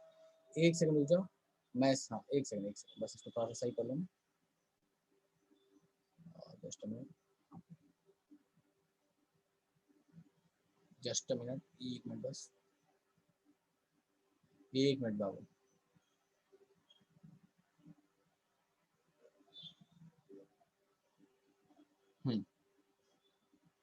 ठीक है।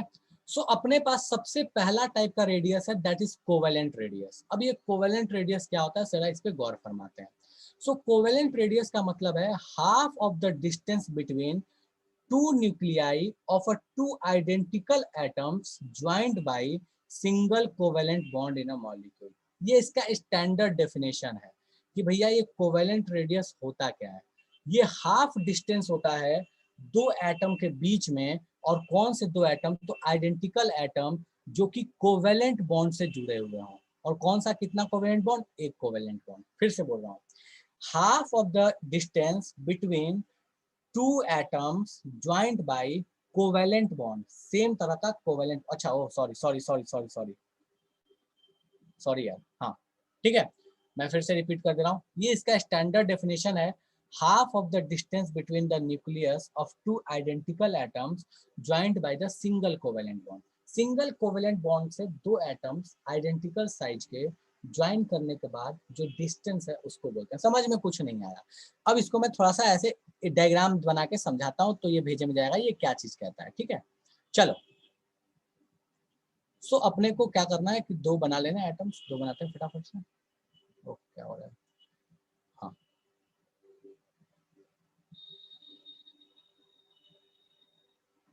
सो ये अपने पास दो आइडेंटिकल एटम्स हो गए, ठीक है। सो कहता है कि दो आइडेंटिकल एटम, अब इसको याद करोगे, इसको देख के याद आएगा।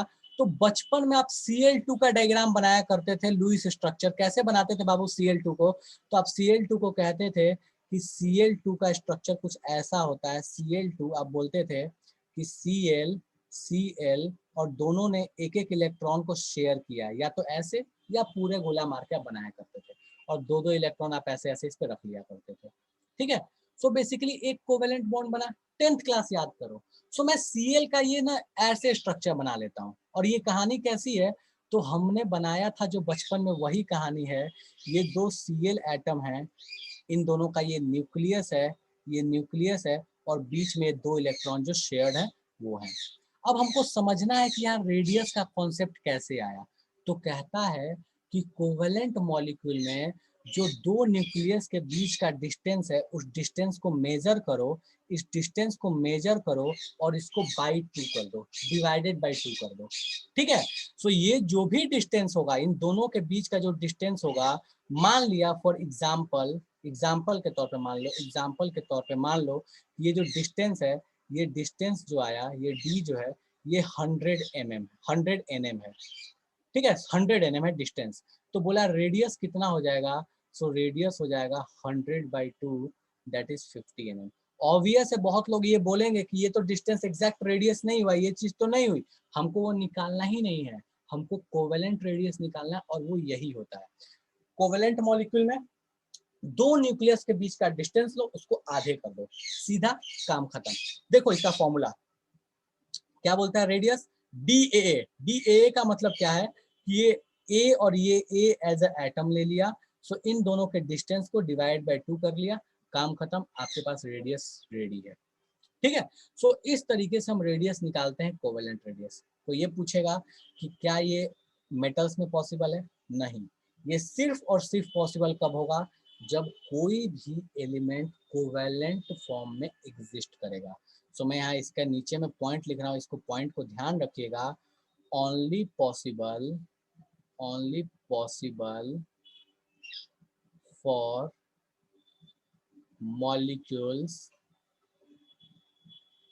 molecules in covalent bond, molecules of covalent bond। सिर्फ और सिर्फ उनके लिए पॉसिबल है जहां पे कोई मॉलिक्यूल कोवेलेंट बॉन्ड बनाता है। अगर वो आयनिक बना लेगा, अगर वो किसी दूसरे तरीके का बॉन्ड बनाएगा तो पॉसिबल नहीं होगा। एग्जाम्पल के तौर पे ये किसके लिए पॉसिबल है, तो मैं एग्जाम्पल के तौर पे लिख रहा हूँ किसके लिए पॉसिबल है, H2 के लिए, Cl2 के लिए, F2 के लिए, Br2 के लिए, डन है। अब क्वेश्चन एक मैं नीचे में दे रहा हूँ, इसको ध्यान देना कि बताओ क्या इसके लिए पॉसिबल है। मैं एक क्वेश्चन दे रहा हूँ, एग्जाम्पल के तौर पे यहाँ दे रहा हूँ, इसको बताना, is covalent radius can be measured इन दो केस। यहाँ दो केस दे रहा हूँ, इन दोनों को आपको बताना है पॉसिबल है या नहीं है। NaCl में क्या कोवेलेंट रेडियस निकाला जा सकता है, येस और नो। ठीक है, दूसरा, क्या O2 में निकाला जा सकता है, येस और नो। फटाफट से मुझे बताओ, पहले NaCl में, उसके बाद O2 में, जल्दी से बताओ मुझे। नहीं, दोनों में नहीं निकाला जा सकता, नो, और यहाँ भी नो। क्यों यहाँ नो बोला? लोग बोलेंगे O2 तो होता है। बाबू O2 में ध्यान रखो समस्या क्या है, समझो। एक बहुत इंपॉर्टेंट पॉइंट जो यहाँ लिखा हुआ उसको ध्यान दो भैया। ये इंपॉर्टेंट पॉइंट ये है कि सिंगल कोवेलेंट बॉन्ड होना चाहिए। अगर एक से अधिक कोवेलेंट बॉन्ड हो गया तो भी नहीं निकाल सकते हो, तो भी कोवेलेंट रेडियस निकालना पॉसिबल नहीं है। इस वजह से इन दोनों में हम कोवेलेंट रेडियस नहीं निकाल सकते। सो ये तो अपने पास एलिमेंट नहीं है, कंपाउंड है, ये तो यहीं कट गया। ठीक है, कि भैया आइडेंटिकल एटम नहीं है, मतलब एलिमेंट नहीं है, कंपाउंड है। सो ये आइडेंटिकल एटम नहीं है, आइडेंटिकल एटम गलत, और यहाँ पे सिंगल बॉन्ड गलत, single covalent bond, single covalent bond गलत।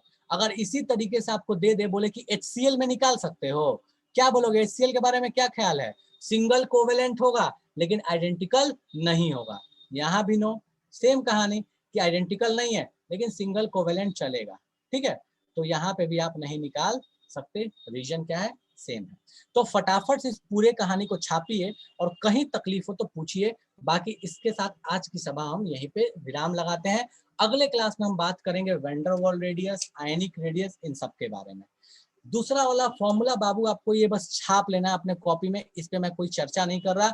ये हम बात करेंगे जब हम पढ़ लेंगे एटॉमिक स्ट्रक्चर। ये एडवांस में कभी कभी इससे कोई क्वेश्चन पूछा गया, मेंस और नीट तक में कोई डिस्कशन नहीं है। ठीक है, तो इसको अभी रहने देना, बाद में बात करेंगे। मैं थोड़ा समझा जरूर देता हूँ थ्योरेटिकली कैसे निकालते हैं। सो दो रेडियस मान लो A और B, जैसे HCl में निकालना होता तो कैसे निकालेंगे, तो AB का रेडियस निकालने के लिए radius of A plus radius of B minus 0.09 और दोनों का इलेक्ट्रोनेगेटिविटी डिफरेंस। तो HCl में निकालने का ये तरीका होता है। चलो करो फटाफट से।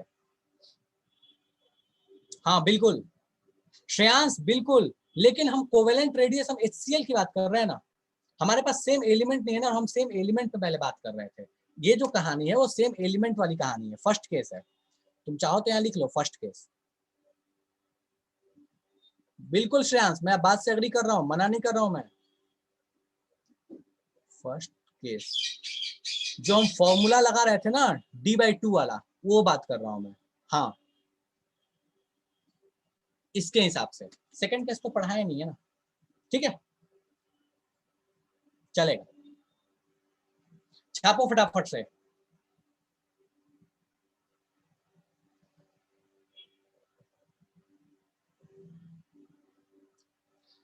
डन है, स्लाइड डाउन कर दिया है हर्ष, लिख लो।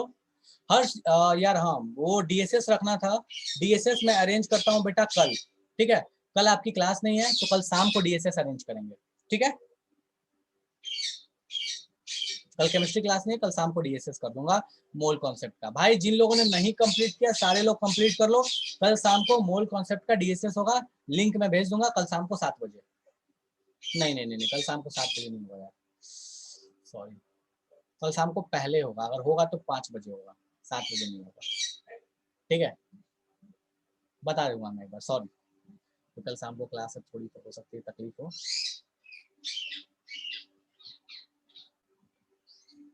आयनिक में क्या होगा रॉबिन, अभी आयनिक बात नहीं किया ना, आयनिक जब बात करेंगे तो देखेंगे, अभी आयनिक में कोई बात नहीं है। मेटालिक आयनिक अभी कोई डिस्कशन नहीं किया। 3 मेटालिक आयनिक वेंडरवॉल 3 बचे हुए, बोलो शुभम। फॉर्मूला लिखे R equal to D A, D A उसके बाद क्या बाई 2, माइनस है? नहीं डी ए डैश है, माइनस नहीं है, डैश है। और मतलब उससे बीच का दूरी उतना से बस वहां तक का दूरी। देखो, 2 स्फीयर है, दोनों को ऐसे लगा दिया, दोनों के न्यूक्लियस के बीच का दूरी उसको आधा कर दिया, हो गया। आइसोलेटेड का मतलब होता है एक अकेला एटम जिसको गैस फेज में रखा गया, उसको बोलते हैं आइसोलेट। आइसोलेट का मतलब पढ़ते हैं ना कोविड में, तो यार आइसोलेट वर्ड कितना इंपॉर्टेंट हो चुका है। आइसोलेट का मतलब क्या हुआ, बेदखल कर देना, अकेले कर देना, निकाल देना, ठीक है। डबल और ट्रिपल बॉन्ड के लिए भी कोई फॉर्मूला होता है, बिल्कुल श्रेयांश, होता है, सबके लिए होता है, पर अपने को उस पर दिमाग मारना ही नहीं है, होता है, सबके लिए होता है। एक्चुअल में ये जो दूसरा फॉर्मूला है ना, इसको थोड़ा सा चेंज करके हम डबल ट्रिपल में भी लगाया जा सकता है, बट नहीं बात करना तो कोई जरूरत नहीं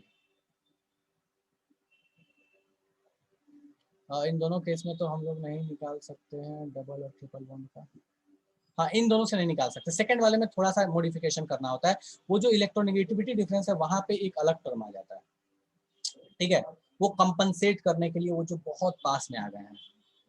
बोलो शिवम। सर कोवैलेंट बॉन्ड मतलब सर कैसे पहचानेंगे सर? कोवेलेंट बॉन्ड कैसे पहचानेंगे, अभी तो उससे बात नहीं है बच्चा, ठीक है मैं बताता हूँ डाउट्स, ठीक है। तो आज की सभा समाप्त है, इसके डाउट से डाउट पूछ सकते हो, बाकी जनता जा सकती है। कोवेलेंट बॉन्ड पहचानने का शिवम कुछ तरीके होते हैं, ठीक है। पहला तरीका, कोवेलेंट बॉन्ड हमेशा शेयरिंग